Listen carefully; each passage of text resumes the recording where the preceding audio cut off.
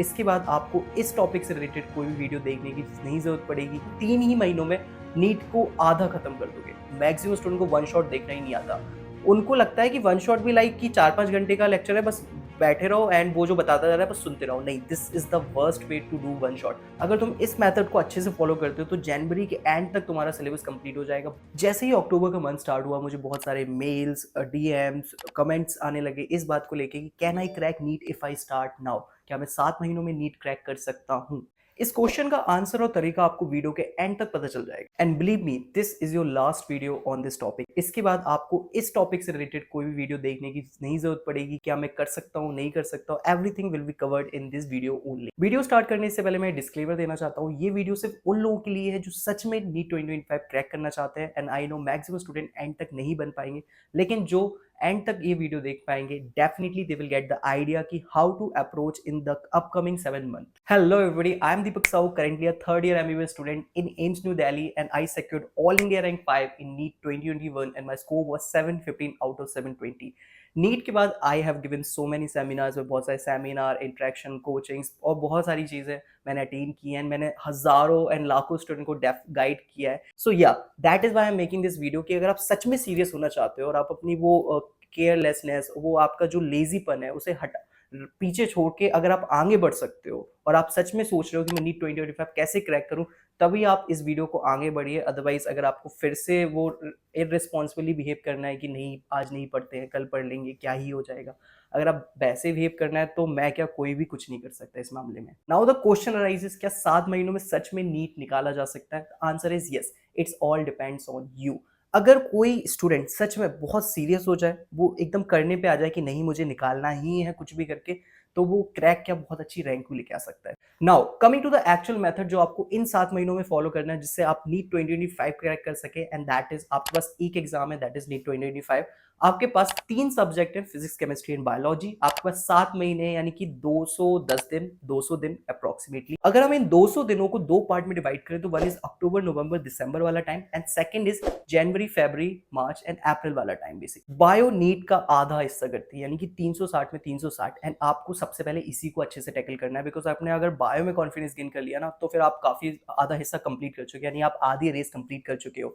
And bio का एक सबसे बड़ा ब्रह्मास्त्र जो मैंने अपने टाइम पे यूज किया था, दैट इज मॉर्निंग शेड्यूल। मैं बायो को मॉर्निंग में पढ़ता था एंड एक्चुअली 2 दिन में एक चैप्टर पढ़ता था। तो अगर तुम इस मेथड को फॉलो करते हो कि 2 दिन में तुम्हें एक चैप्टर पढ़ना है, एनसीईआरटी की line by line, yes, NCERT के हर लाइन, हर डायग्राम, हर चीज को एनालाइज करते हुए सुबह मॉर्निंग में आगे बढ़ रहे हो। 2 चैप्टर यानी कि आधा चैप्टर आज कर लिया, आधा कर लिया, तो 2 दिन में तुम एक चैप्टर कर सकते हो। इसी तरीके से पूरे अक्टूबर में तुम 11th को खत्म कर सकते हो, एंड देन आफ्टर नवंबर में तुम 12th को खत्म कर सकते हो, एंड देन जब दिसंबर आएगा तब तुम एक दिन में एक चैप्टर कर सकते हो। यस, बायो की एनसीईआरटी एक दिन में एक चैप्टर की जा सकती है, 2 से 3 घंटे में एक चैप्टर रीड हो जाता है। I know, I did it. And so इस तरीके से तुम्हें अक्टूबर, नवंबर, दिसंबर में, अक्टूबर में तुम्हें 11th पढ़ना है, नवंबर में तुम्हें 12th पढ़ना है, एंड दिसंबर में तुम्हें 11 12 दोनों साथ में पढ़ना है। तो तुम 3 ही महीनों में नीट को आधा खत्म कर दोगे। एंड बायो में बहुत ज्यादा क्वेश्चन प्रैक्टिस की जरूरत नहीं है, लेकिन फिर भी जरूरत है। तो सैटरडे संडे को तुमने जो भी चैप्टर्स उस हफ्ते पढ़े, तुम बस उसकी अच्छे से क्वेश्चन प्रैक्टिस कर लें, एंड दैट इज इट। अगर तुम इतना कर लेते हो कि NCERT line by line Saturday Sunday को अगर तुमने क्वेश्चन प्रैक्टिस कर लिए, तो नाउ यू आर डन। तुम्हारे 340 मार्क्स बायो में गारंटेड है, अगर तुम इसे डेडिकेटली फॉलो कर पाए तो। बायो को मॉर्निंग में करने का एक बहुत बड़ा फायदा तब मिलता है क्योंकि तुम्हारे पास फिर पूरा दिन बच जाएगा फिजिक्स, केमिस्ट्री को, इससे तुम्हें टाइम दिखाई देगा। Now we are done with the biology, now will talk about कि तुम्हें फिजिक्स को कैसे अप्रोच करना। अगर तुमने फिजिक्स में कुछ भी अच्छे से नहीं पढ़ा हो, तुम्हें बहुत ज्यादा वीक है, तुम्हें कुछ भी नहीं आता है, then at this last time, because time बहुत कम बचा हुआ है, तुम बहुत ज्यादा डिटेल लेक्चर्स पे नहीं जा सकते, तो किसी भी टीचर के, तुम्हारे जो भी फेवरेट टीचर हो, जिससे भी तुम्हें समझ आता हो, जिनसे क्वेश्चन बन जाते हो, तुम्हें उनके वन शॉट लेक्चर देखने हैं। यस, लेकिन यहाँ पे एक बहुत बड़ी प्रॉब्लम अराइज करती है, दैट इज मैक्सिमम स्टूडेंट को वन शॉट देखना ही नहीं आता। उनको लगता है कि वन शॉट भी लाइक कि 4-5 घंटे का लेक्चर है, बस बैठे रहो एंड वो जो बताता जा रहा है बस सुनते रहो। नहीं, this is the worst way to do one shot. Let me tell you the correct way to do one shot. जब कभी तुम वन शॉट देख रहे हो, जैसे फॉर एग्जांपल तुम इलेक्ट्रिक चार्जेस एंड फील्ड का वन शॉट देख रहे हो, इलेक्ट्रोस्टैटिक्स का वन शॉट देख रहे हो, तो उसमें जैसे ही एक टॉपिक खत्म हो जाए, जैसे कूलम्स लॉ खत्म हो गया, तो उस टॉपिक के तुम्हें क्वेश्चन लगा लेने हैं। Yes, and the first thing is that physics को स्टार्ट करने से पहले तुम अपना सोर्स ऑफ क्वेश्चन डिसाइड करो। वो डीपीपी डिसाइड करो, वो किताब डिसाइड करो, वो कोई भी सोर्स डिसाइड करो कि नहीं मैं बस इसी को फॉलो करूंगा, और फिर और किसी और सोर्स पे मत जाओ। तो तुमने क्वेश्चन का सोर्स डिसाइड कर लिया, तुम वन शॉट देख रहे हो, वन शॉट में जैसे ही एक टॉपिक खत्म होता है तुम फिर अपने सोर्स पे आते हो, वो डीपी पे आते हो, उसको क्वेश्चंस को रीड करते हो, क्या तुमसे बन रहा है नहीं बन रहा, क्या तुमसे बन रहा है कि नहीं बन रहा, थोड़ा बहुत मन में सॉल्व करते हो, फिर थोड़ा पेपर में सॉल्व करते हो, तो काइंड ऑफ इट्स कि तुम पूरा वन शॉट खत्म होने का इंतजार नहीं कर रहे हो, जैसे ही वन शॉट का एक पोर्शन खत्म होता है, एक टॉपिक खत्म होता है, तुम उसके सारे क्वेश्चन देख लेते हो, लगा लेते हो, कुछ कुछ क्वेश्चन जो क्वेश्चन कुछ ज्यादा ही टफ है, जो समझ ही नहीं आ रहा है, जिनका कॉन्सेप्ट ही क्लियर नहीं हो रहा, उसको सर्कल कर लो, बाद में क्लियर कर लेना उसको, क्योंकि बीच में अगर तुम उसे क्लियर करने में जाओगे तो फिर वन शॉट की जो फ्लो है वो बिगड़ जाएगा बेसिकली। सो वन शॉट तुम्हें ऐसे ही देखना है कि थोड़ा सा देखना है, देन पॉज करना है, क्वेश्चन प्रैक्टिस करना है, देन अगेन देखना स्टार्ट करना है, इस तरीके से तुम्हें वन शॉट करना है, ना कि ऐसे कि एक बार पूरा मैं 4-5 घंटे का वन शॉट देखूंगा, फिर क्वेश्चन प्रैक्टिस करूंगा, फिर लास्ट में तुमसे क्वेश्चन नहीं बनने वाले, फिर तुम्हें लगेगा वन शॉट भी देख लिया, फॉर्मुलाज तो मुझे याद है, लेकिन मुझसे क्वेश्चन नहीं बन रहे, बिकॉज तुमने बीच बीच में वो सोचने वाला वो अपना दिमाग चलाया ही नहीं कि इस क्वेश्चन को कैसे अप्रोच करना है। नाउ अब मैं तुम्हें मेथड बताता हूँ कि तुम्हें कैसे काम करना है। फिजिक्स में 11th में 14 चैप्टर है एंड 12th में 14 चैप्टर है बेसिकली। सो तुम्हें क्या करना है, तुम्हें एक हफ्ते में सिर्फ 2 चैप्टर करने हैं, एक हफ्ते में सिर्फ 2 करने हैं, ऐसा नहीं कि एक हफ्ते में 4-5 चैप्टर करो, नहीं, एक हफ्ते में तुम्हें 2 ही चैप्टर करने हैं, बिकॉज तुम्हें हर चैप्टर को बहुत स्ट्रॉन्ग करना है। सो अगर हम इस तरीके से देखें तो तुम्हें टोटल 7 हफ्ते लगेंगे 11th करने में, 7 हफ्ते लगेंगे 12th करने में।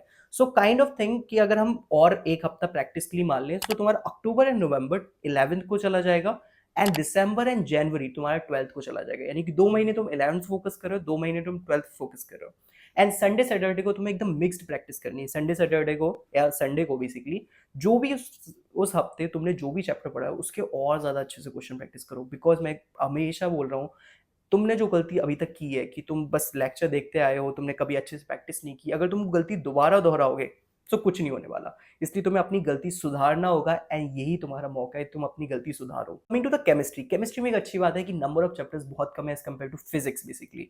सो केमिस्ट्री में 11th में सिर्फ 10 ही चैप्टर है और 12th में सिर्फ 11 चैप्टर है। इसमें भी तुम्हें सेम रूल लगाना है कि तुम एक एक चैप्टर भी कर सकते हो एक हफ्ते में, अगर चैप्टर बड़ा है, और चैप्टर अगर छोटा है तो तुम 2 चैप्टर भी कर सकते हो। तुम चाहो तो सीक्वेंस में भी जा सकते हो, चाहो तो पहले ऐसा भी कर सकते हो कि पूरा फिजिकल केमिस्ट्री एक बार में कर लो, फिर पूरा इनऑर्गेनिक कर लेंगे, फिर पूरा ऑर्गेनिक कर लेंगे, इस तरीके से भी कर सकते हो, योर चॉइस। मैं केमिस्ट्री में भी सेम मेथड फॉलो करना है कि जो भी तुम्हें अच्छा वन शॉट लगता है उसको देखना है प्रॉपरली, उसके बीच में पॉज लेना है, फिर क्वेश्चन प्रैक्टिस करना है उस टॉपिक के, देन आफ्टर फिर वन शॉट को कंटिन्यू करना है। एंड इन सारी चीजों में तुम्हें इस चीज का ध्यान रखना है कि फिजिक्स और केमिस्ट्री का सोर्स एक ही रखो, ऐसा नहीं कि 2-3 सोर्सेज लेके बैठे हुए और किसी से अच्छे से क्वेश्चन नहीं लगा रहे। वो कहते हैं ना कि एक मूव को तुम 1000 बार प्रैक्टिस करो, वो ज्यादा बेहतर है ना कि सिर्फ 100 मूव्स को तुम एक एक बार प्रैक्टिस करो। So always be very focused. अगर तुम इस मेथड को अच्छे से फॉलो करते हो तो जनवरी के एंड तक तुम्हारा सिलेबस कंप्लीट हो जाएगा, बहुत अच्छे से कंप्लीट हो जाएगा, अगर तुम प्रैक्टिस अच्छे से कर पाए।